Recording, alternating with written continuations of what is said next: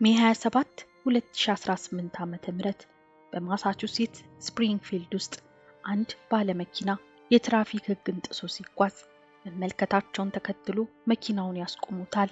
ልክ እንደ ሁልጊዜው የትራፊክ ጥሰት ሕግን ያላከበረ ተራ የመኪና ማቆም ተግባር ቢመስልም የአጋጣሚ ግን ከዚህ ቀደም ተደብቆ የቆየ ከበድ ያለ የወንጀል ድርጊትን እንዲጋለጥ ምክንያት ሆኗል።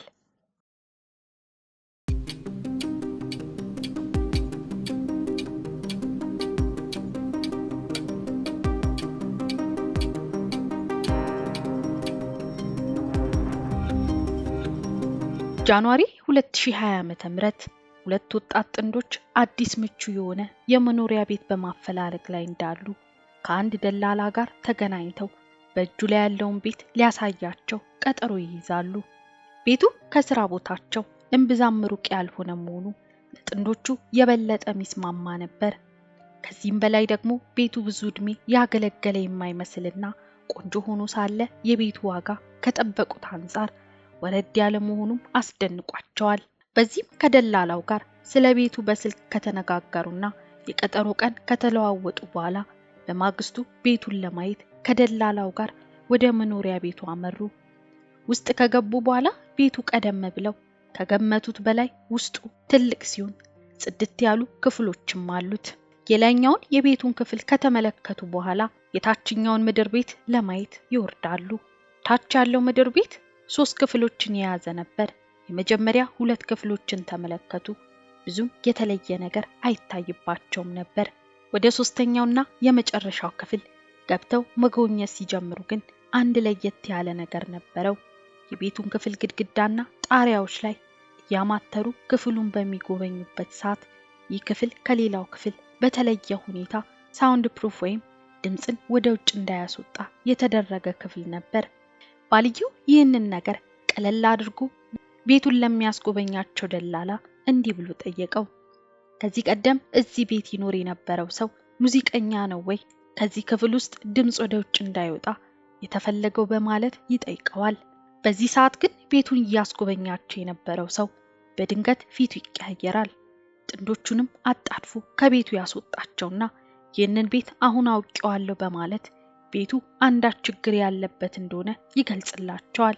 የቤት ጥንዶቹ እንደገመቱት ሙዚቀኛ ለሙዚቃው ስራ ይጠቀምበት የነበረው ክፍል ሳይሆን በሚዘገንን ሁኔታ ሰዎች ሲገደሉ ድምጻቸውና የህመም ስቃያቸው በዚሁ ክፍል ውስጥ ታፍኖ እንዲቀር ታስቦበት የተደረገ ነበር።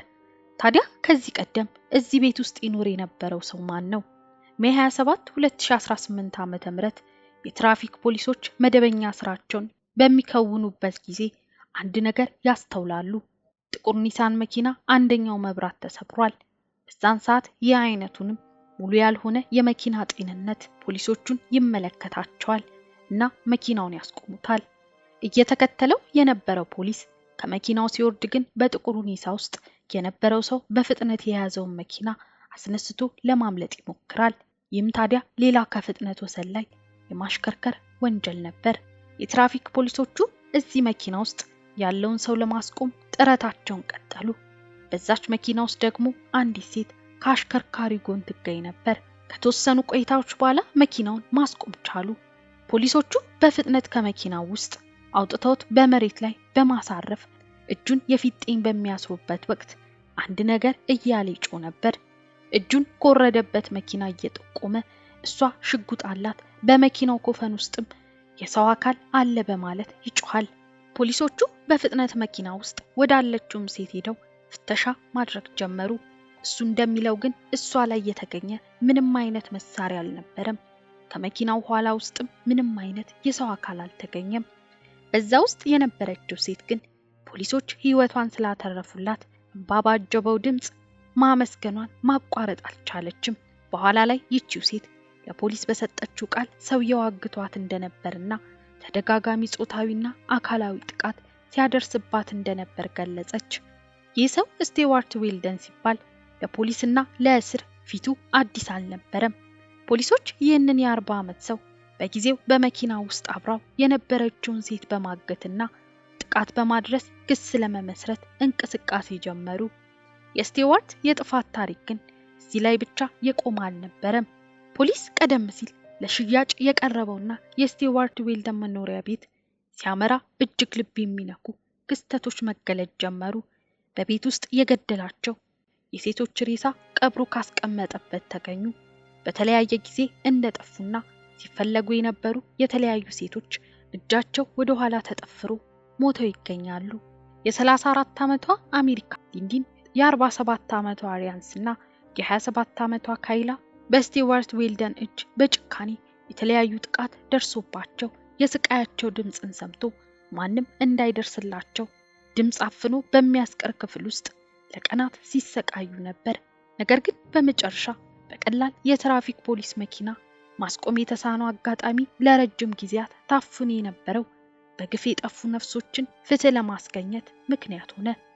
በጊዜው በመኪና ውስጥ የነበረችው ሴት አራተኛዋ ተጠቂ ከመሆን ድና በትንሽ አጋጣሚ ህይወቷ ተረፈ። ስቲዋርት ዌልደን ፍርድ ቤት ቀረበ። በፈጸማቸው ከበድ ያሉ ወንጀሎችም በእድሜ ልክ እስራት ተቀጣ። ውድ ቤተሰቦቼ ለዛሬ ያዘጋጀሁት ቪዲዮ ይህን ይመስል ነበር። እናንተስ በዚህ ታሪክ ላይ ምን ሐሳብ አላችሁ? ሐሳባችሁን ኮሜንት ላይ አሳውቁኝ። ለዚህ ቻናል አዲስ ይሆናችሁ ሰብስክራይብ እያደረጋችሁ ተቀላቀሉ። ቪዲዮ ከተመቻችሁ ላይክ በማድረግ እንዲሁም ሼር እያደረጋችሁ ለሌሎች እንዲደርስ አግዙኝ እያልኩኝ በሌላ አዲስ ታሪክ እስክንገናኝ ድረስ ቸር ቆዩልኝ።